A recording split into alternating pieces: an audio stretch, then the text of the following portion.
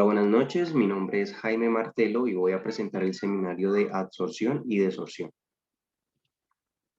Entonces tenemos que la absorción implica la concentración de uno o más componentes de un gas o un líquido en la superficie de un sólido. El sólido se denomina absorbente y las moléculas absorbidas en la superficie del sólido con mayor concentración que en la fase fluida se conocen como adsorbato. Entonces en la figura tenemos que las esferas de color púrpura vienen siendo el adsorbato y la línea que es irregular viene siendo el material que es el absorbente, sobre el cual se absorben esas esferas de color púrpura que son el adsorbato. La absorción se establece debido a las fuerzas de atracción entre las moléculas de fluido y la superficie sólida. También tenemos de que hay una clara diferencia entre el fenómeno de absorción y el de absorción, el uno con D y el otro con B. En el segundo existe una penetración física de una fase en la otra. Sin embargo, es factible que ambos sucedan simultáneamente y en este caso puede ser muy difícil separar los efectos de ambos fenómenos. Inclusive un fenómeno puede afectar a otro. Entonces tenemos en las imágenes, en la izquierda, el fenómeno de absorción, que las esferas de color azul celeste están sobre el material, mientras que la imagen de la derecha es el fenómeno de absorción y las esferas de color azul celeste pasan a ser parte del material. Según las características, la absorción puede clasificarse en dos tipos. Entonces, por una parte tenemos absorción física, que es fisisorción, y se caracteriza por presentar fuerzas de Van der Waals, delta de H es alrededor de los 20 kJ/mol, ser reversible, o sea que presenta desorción si se presentan temperaturas altas y presiones bajas, no es de naturaleza específica, o sea que presenta sitios activos, forma multicapas y el adsorbato conserva su identidad. Y por otra parte tenemos la adsorción química, que es la quimisorción, la cual se caracteriza por presentar fuerzas análogas al enlace químico, atracción entre iones opuestos o colómbicas, coordinadas o covalentes, presentar delta de H alrededor de los 200 kJ/mol, ser irreversible, o sea que no hay desorción si se presentan temperaturas altas y presiones bajas, a menos que sean cambios muy drásticos.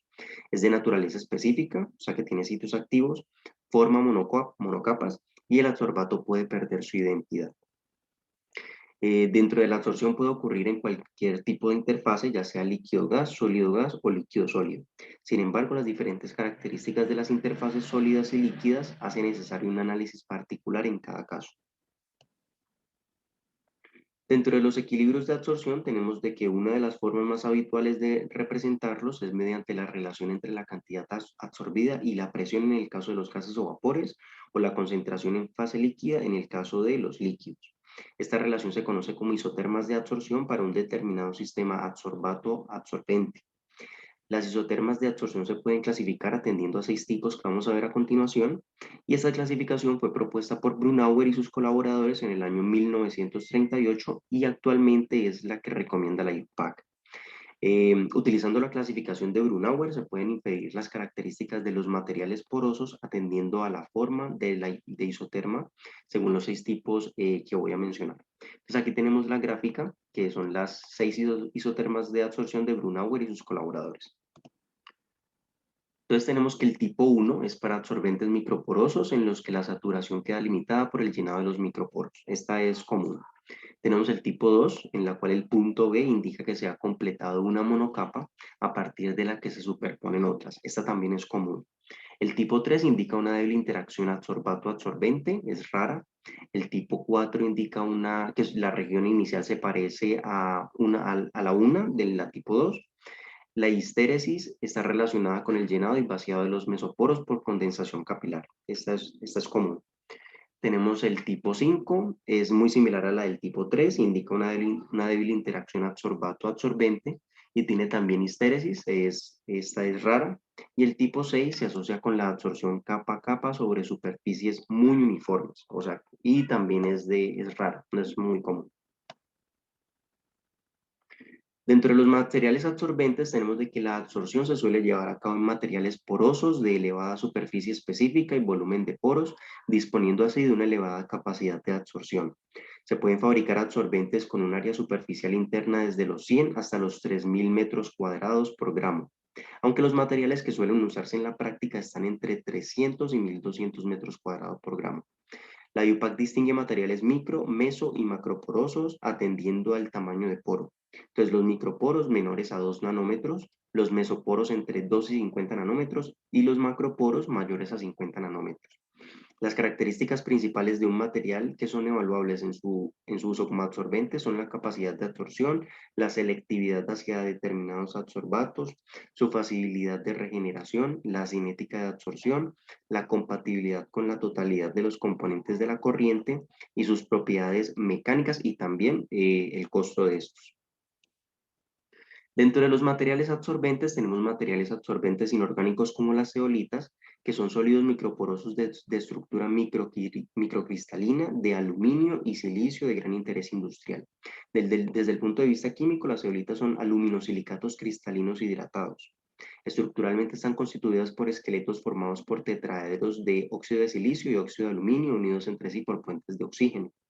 La naturaleza iónica de las zeolitas hace que sus aplicaciones como absorbentes sean la retención de agua y de otras sustancias con cierto carácter polar, como lo son el dióxido de carbono o el sulfuro de hidrógeno. Tenemos también la gel de sílice, la cual es una forma parcialmente deshidratada del ácido silicílico coloidal. Es un material amorfo compuesto por partículas esféricas de tamaño entre los 2 y los 20 nanómetros que se agregan formando un material absorbente con tamaños de poro entre 6 y 25 nanómetros. Su superficie se compone principalmente de grupos de hidróxido de silicio y de óxido de silicio, por tanto su naturaleza es polar y se utiliza en absorción de agua a bajas temperaturas. Y tenemos también la alúmina activada, la cual es una forma porosa con elevada área superficial del óxido de aluminio. Su superficie es más polar que la del gel de sílice a elevadas temperaturas y por tanto se utiliza también para el secado de corrientes gaseosas en estas condiciones, aunque recientemente se ha sustituido por las zeolitas. Se prepara a partir de óxido de aluminio hidratado o de la bauxita por deshidratación total o parcial mediante tratamientos térmicos. El producto de esta deshidratación es un sólido poroso con superficie específica entre 250 y 350 metros cuadrados por gramo. Tenemos también los materiales absorbentes carbonosos y tenemos como primero y uno de los más importantes el carbón activado convencional, el cual es una forma microcristalina y no grafítica de materiales basados en carbón amorfo, fabricado con el objeto de proporcionar un alto grado de porosidad y una elevada superficie específica. La preparación del carbón activado consta de dos etapas. Una primera de carbonización del material de partida, seguida de otra de activación, en la cual se presenta una apertura de poros de este material carbonizado. De forma general, cualquier material carbonoso es susceptible de ser el punto de partida para la preparación del carbón activo. Las propiedades del material de partida y las condiciones del proceso de activación determinan en gran medida las propiedades del material absorbente final. La etapa de carbonización del material de partida comienza con una granulación de la materia prima y secado de la misma a unos 200 grados centígrados.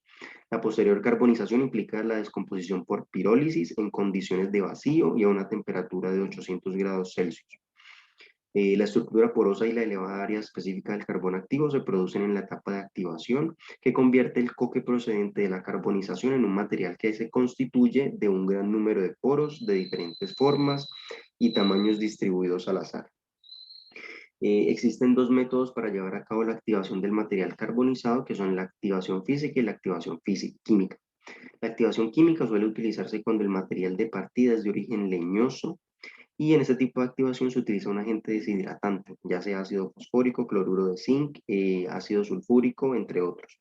Y se lleva a cabo a una temperatura entre 400 y 800 grados Celsius y que queda determinada por el agente químico utilizado. Y los métodos de activación física se realizan calentando el material carbonizado a temperaturas entre 800 y 1100 grados Celsius en presencia de un gas oxidante, tal como el vapor de agua, dióxido de carbono o aire. En este caso, los gases reaccionan con los átomos de carbono insaturados formando grupos funcionales en la superficie de las paredes del poro. Al ser la temperatura de activación menor en el caso de la activación química, este método induce en el material una mejor estructura porosa. La superficie de los carbones activos es fundamentalmente apolar, aunque presenta una ligera polaridad debido a la presencia de grupos oxigenados superficiales, sobre todo en aquellos materiales cuyo proceso de activación ha sido por tratamiento físico. En general, los carbones activos son de naturaleza organofílica y por tanto se utilizan para la absorción de compuestos de baja polaridad en aplicaciones de tratamiento de aguas, de coloración, recuperación de disolventes y purificación de aire. Tenemos también como segundo los tamices moleculares de carbono, está la figura 13, los cuales son materiales carbonosos con una estrecha distribución de tamaños de poro de 0.4 a 0.9 nanómetros y por tanto presentan la ventaja de ser absorbentes microporosos frente al carbón activo. Este posee además meso y macroporosidad. Existen varios métodos para la obtención de este tipo de materiales. Uno de ellos consiste en la carbonización de polímeros como el cloruro de polivinildieno, la celulosa o también la cáscara de coco. En la actualidad no se utiliza mucho por razones económicas, entonces resulta muy costoso el producir este tipo de material. Y también tenemos los nanotubos, los cuales se pueden describir como una o varias láminas de grafito enrolladas sobre sí mismas. Existen principalmente tres técnicas de síntesis de nanotubos de carbono. Entonces, por una parte, descarga por arco, ablación láser y deposición química de vapor. Debido a sus propiedades eléctricas y magnéticas, existen múltiples aplicaciones de los nanotubos de carbono en el ámbito de la nanotecnología. Ellos resultan relevantes por su potencial uso en el almacenamiento de hidrógeno con aplicaciones en automoción, ¿sí? Aunque todavía existen importantes dudas sobre su viabilidad comercial. Dentro de los sistemas de absorción tenemos la absorción en slurry o filtración por contacto, la cual se presenta para partículas de menos de 1 milímetro para reducir la resistencia externa, agitación e interna, para eliminar pequeñas cantidades de moléculas grandes en agua, como por ejemplo tintes, entre otros. En este sistema el sólido no se regenera. También tenemos la absorción en lecho fijo o percolación. Es para partículas entre 0.005 y 1.2 centímetros. Siempre se alimenta desde arriba. El absorbente puede desecharse o regenerarse. La regeneración puede hacerse subiendo la temperatura o bajando la presión. Sin la absorción en slurry, o sea, la anterior que vimos, el líquido tiene siempre algo de adsorbato. En este caso se puede obtener un líquido casi puro mientras el lecho no esté saturado. Tenemos también el sistema de absorción por oscilación térmica o TSA, en el cual el calentamiento para la regeneración se hace con serpentines dentro del lecho o más comúnmente con un gas de purga. Tanto para la absorción en fase gas como en fase líquida, el gas de purga evita también que se produzca la reabsorción y la temperatura de la regeneración no debe dañar el absorbente. Y tenemos finalmente la absorción por oscilación de presión o PSA, en la cual es sistema y el otro que es BSA, que es por oscilación de volumen, utilizan trabajo mecánico para aumentar la presión o hacer vacío. La TSA puede utilizarse para gases y líquidos y esta PSA se utiliza solamente para gases y originalmente se utilizó el PSA para eliminar la humedad como secador sin calor. Ahora se utiliza para separar oxígeno de nitrógeno y para eliminar impurezas y contaminantes del aire y además separar hidrógeno, gas de hidrógeno. Esta es la bibliografía consultada y muchas gracias.